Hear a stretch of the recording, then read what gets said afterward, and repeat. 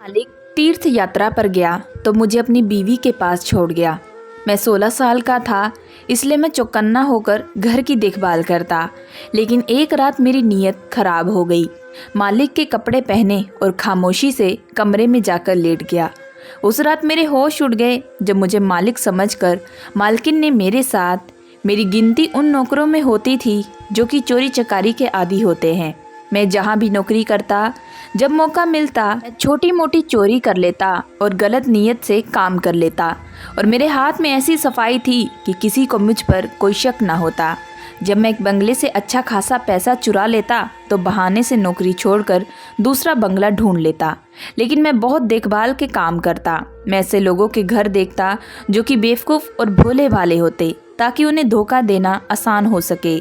जब भी मुझे लगता कि अब मैं नज़रों में आ जाऊंगा, मालिक को पता चल जाएगा या मैं पकड़ा जा सकता हूं, तो मैं फ़ौरन बहाना बनाकर पतली गली से निकल जाया करता।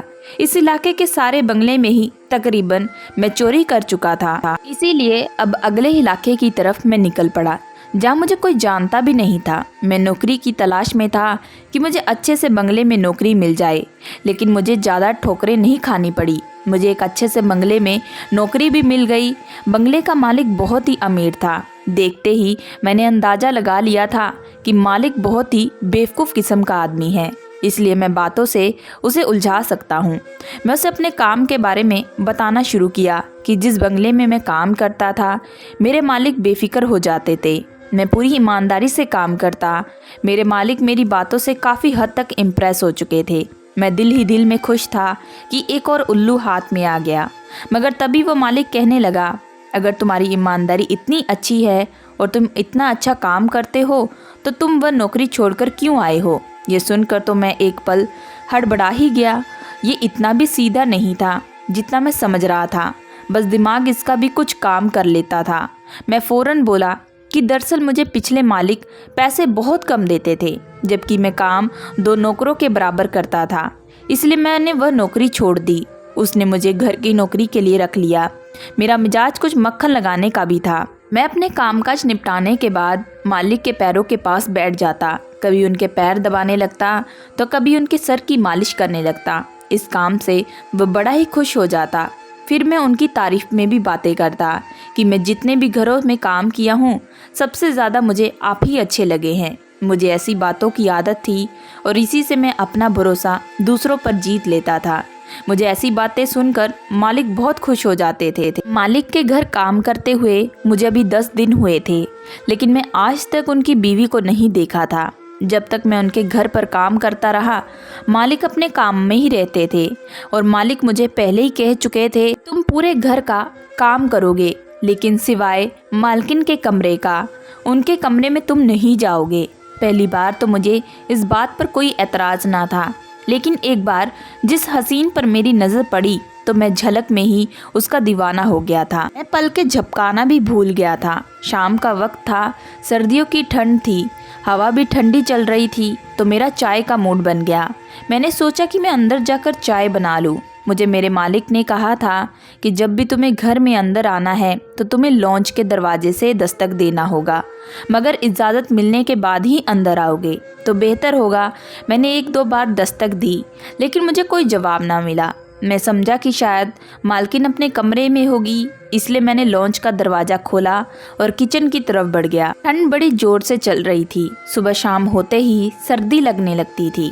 मैंने सोचा कि चाय बना लेता हूँ और अपने साथ साथ चौकीदार और ड्राइवर को भी दे दूंगा। लेकिन जैसे ही मैं किचन में दाखिल हुआ, एक खूबसूरत सी लड़की गैस के पास खड़ी चाय बना रही थी। उसके हाथों की सफ़ेद रंगत और लंबे घने खूबसूरत बाल देखकर ही मैं अपने होश खोने लगा। अचानक ही वह लड़की जो पलटी और मुझसे नज़रें मिलाई तो हम दोनों ही अपनी अपनी जगह पर हड़बड़ा से गए। मुझे यूं किचन में देखकर उस लड़की ने फ़ौरन से अपना रूप बदल लिया। कहने लगी, ए लड़के, कौन हो तुम और किचन में कहाँ से आए हो? मैंने कहा, माफ़ कीजिए, मुझे नहीं पता था कि आप किचन में मौजूद हैं। मैं घर में नया नौकर आया हूँ, चाय बनाने के लिए आया था। मेरी बात सुनकर वह कहने लगी, निकलो तुम यहाँ से, मैं तुम्हारे मालिक से खुद बात करती हूँ। नौकरों को इतनी छूट दे रखी है कि मुंह उठाकर वह कहीं भी चले आते हैं, कभी किचन में घुस आते हैं अभी उनका लहजा बहुत गुस्से से भरा था। मैं फौरन से किचन से बाहर निकल गया। मैं बस एक झलक ही मालकिन की देखी थी और मैं उस पर फिदा होने लगा। मैं बाहर आया तो बदहवासी का शिकार था। मुझे देखकर चौकीदार और ड्राइवर मुझसे पूछने लगे कि तुम्हें क्या हुआ है, तुम तो चाय बनाने के लिए अंदर गए थे। मैंने कहा कि कुछ नहीं, बस दूध खत्म हो गया है, इसलिए मैं वापस आ गया। चौकीदार कहने लगा कि तुम रहने दो, मैं बाजार से चाय ले आता हूँ। यहाँ करीब एक होटल है और वहाँ चाय भी मज़े की मिलती है। हम शाम की चाय वहीं से पीते हैं। तुमने कहा था कि तुम्हें अंदर जाने की इजाज़त है, इसलिए हमने सोचा कि चलो मुफ्त की चाय भी पी लेंगे।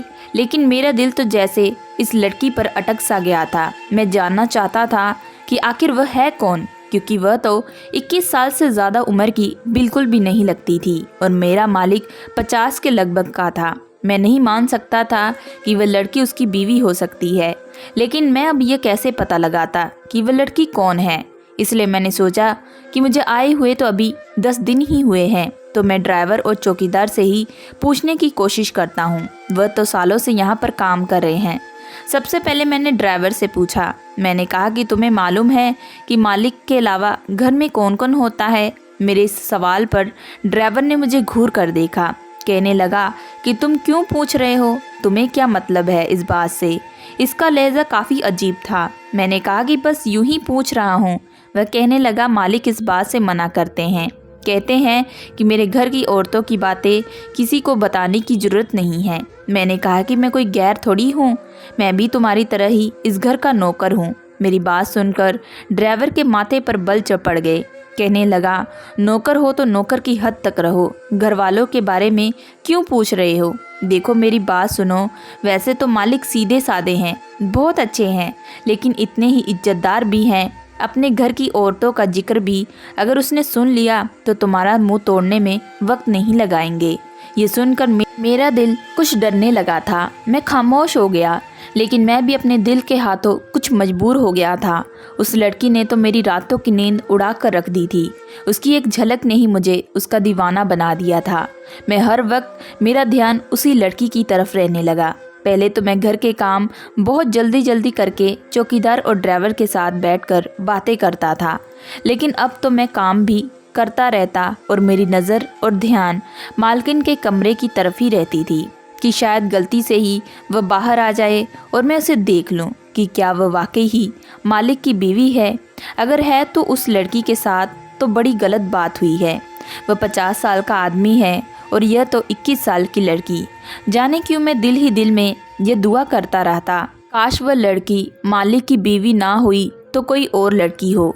हालांकि मुझे यह भी मालूम था कि यह मालिक लोग कभी कभी अपने कास्ट से बाहर शादी नहीं करते। फिर वह मालिक की रिश्तेदार होगी और मैं एक मामूली सा नौकर, कहाँ मेरी शादी उससे होने देंगे। लेकिन मोहब्बत और दिल का इन बातों से कोई समझौता नहीं। जितना मैं उस लड़की का ख्याल अपने दिल से निकालने के बारे में सोचता, उतना ही मुझे बहुत बुरा लगता कि जैसे मैं उसकी मोहब्बत में गिरफ्तार होने लगा हूँ।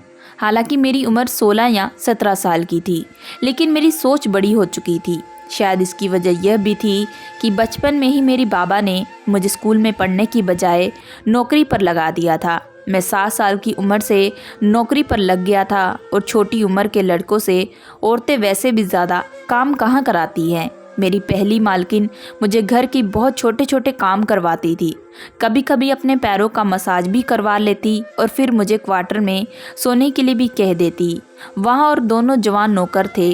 रात को लड़कियों के बारे में गलत तरह की बातें भी करते थे, जो मैं चुप से आंखें बंद करके सुनता रहता था। इसलिए बहुत जल्द ही मेरी नज़र दूसरे अंदाज से उठने लगी थी। मेरी सोच 12 साल के बच्चे की नहीं रही थी, नौजवान लड़के में बैठने लगा था मैं। इसलिए बहुत सी ऐसी बातें मुझ में हो चुकी थी कि इतनी कम उम्र में नहीं होनी चाहिए थी। शायद यही वजह थी कि 17 साल की उम्र में भी मैं अपने मालिकों की चोरी करता था। आजकल वह लड़की जो मालिक का पता नहीं क्या लगती थी, जो उम्र में मुझे 4 साल बड़ी हो गई, मेरे दिमाग में पूरी तरह से वह छा चुकी थी।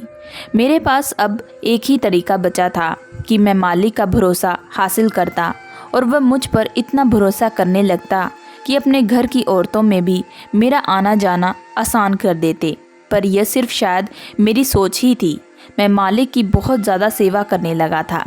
हर वक्त उनके आगे पीछे फिरता रहता। वह मुझसे बहुत खुश होकर कभी मुझे 500 रुपये दे देता तो कभी 1000 रुपये पकड़ा देता। लेकिन पैसा मेरे लिए असली मकसद नहीं था। मेरी आंखों में तो कुछ और ही ख्वाब चल रहे थे। इस बंगले में काम करते हुए मुझे अब 2 महीने गुजर चुके थे। मैं इतना अंदाज़ा लगा चुका था, चौकीदार काफ़ी समझदार होते हैं और ड्राइवर बेवकूफ़ सा था। इसलिए मैंने सोचा कि मैं चौकीदार से पूछने की कोशिश करता हूँ। पहले तो मैं चौकीदार को अपनी तरफ से सिगरेट पिलाई, चाय भी पिलाई। वह बड़ा ही खुश हो गया। फिर मैंने उसे कुदरेरना शुरू कर दिया। जो खबर उसने मुझे मालिक के बारे में बताई, वह सुनकर मेरा दिल धड़कना ही भूल गया। उसने कहा कि वह ज़्यादा तो नहीं जानता, लेकिन यह मालिक की औलाद तो है ही नहीं, बीवी ही है। लेकिन आज तक कभी किसी ने भी इसकी बीवी को देखा नहीं है। मैं दिल ही में अब यह भी आस लगाए हुए था कि हो सकता है इस मालिक की वह बेटी हो या फिर कोई और। लेकिन चौकीदार की बात बताने के मुताबिक वह पति पत्नी अकेले ही इस बंगले में रहते थे और मालिक की बीवी कभी कभी ही मालिक के साथ बाहर जाती थी, वरना ज़्यादातर वह घर पर ही रहती थी।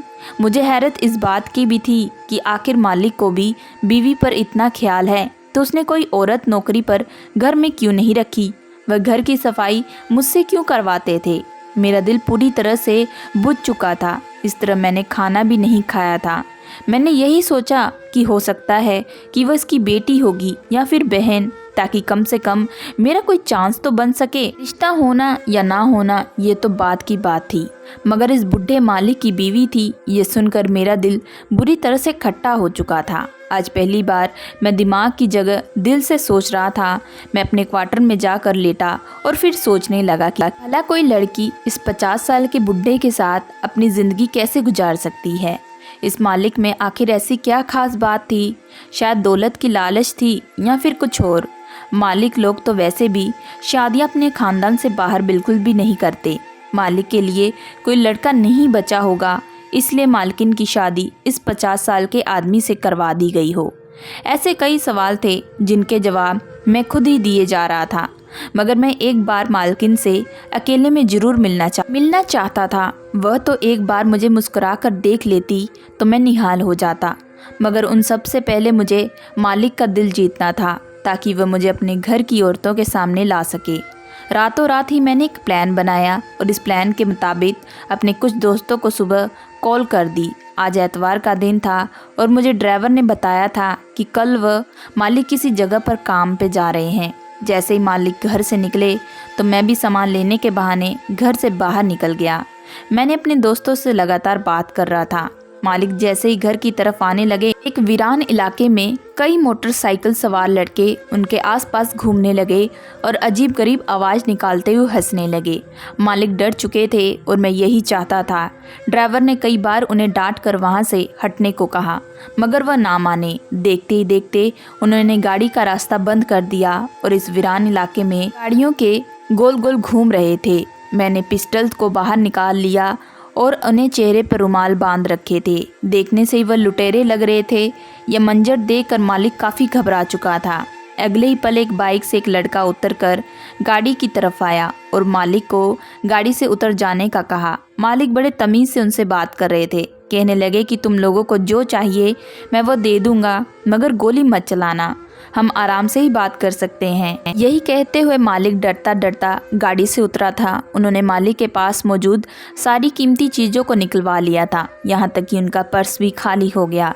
जैसे ही मालिक वापस गाड़ी में बैठने लगे तो एक आदमी ने फ़ौरन पिस्टल तानी और कहने लगा कि तूने हम पांचों की शक्ल तो देख ली है और तू हमारा नाम किसी को भी बता भी सकता है, इसलिए हम तो तुझे जिंदा नहीं छोड़ेंगे। यह हमारा असूल है और हम इसके खिलाफ नहीं जा सकते। हम जिसकी भी चोरी करते हैं उसे मौके पर ही मार देते हैं। इतना कहने के बाद उन्होंने जैसे ही पिस्तौल तान कर मालिक को गोली मारनी चाहिए, मैंने फ़ौरन से भागता हुआ वहां आ गया और उन लोगों के हाथ से पिस्तौल छीनने लगा।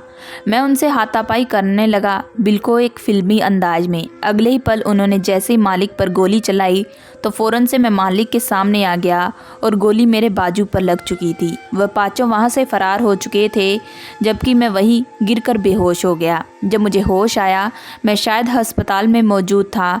मालिक मेरे सर पर खड़े थे, कहने लगे तुम ठीक तो हो? मैं दर्द तो नहीं हो रहा। वह इस शहर का सबसे बड़ा अस्पताल था और मैं इस वक्त यहाँ सही सलामत मौजूद था।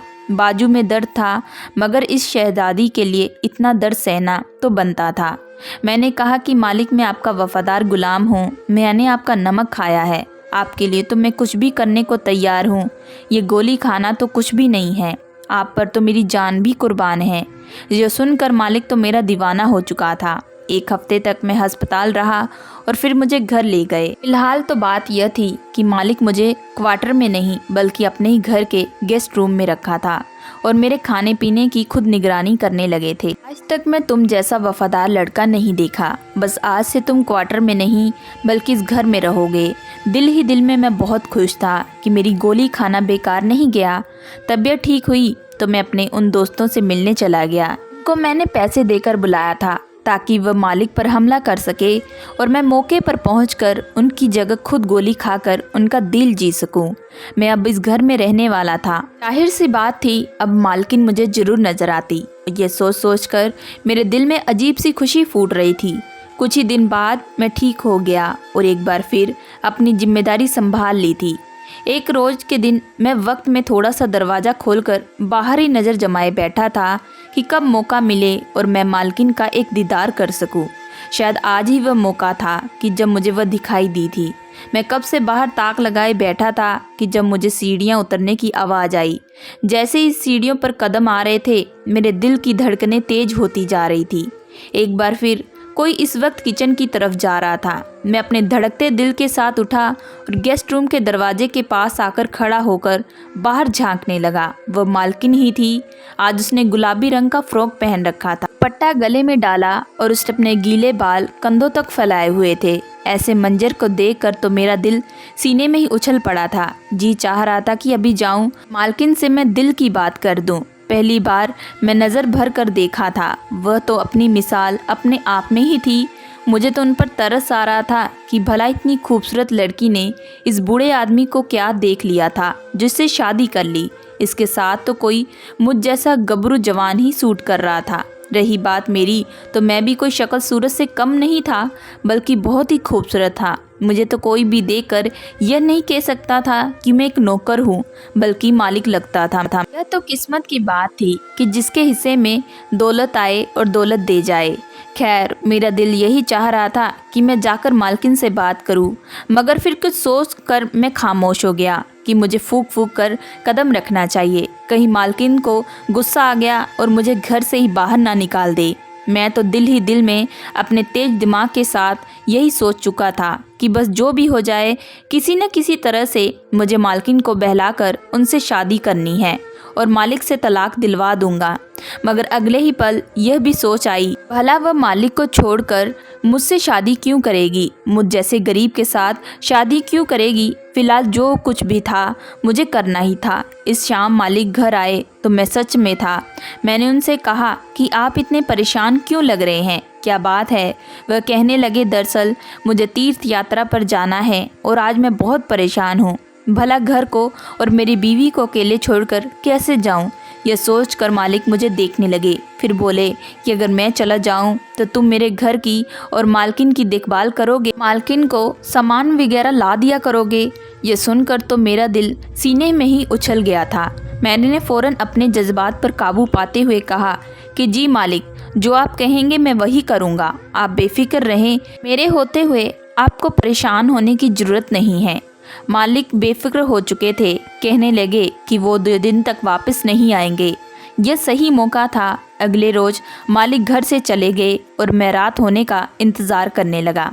मेरा दिल चाहता था कि मैं मालकिन के कमरे में जाऊं और उनके साथ वक्त गुजारूं।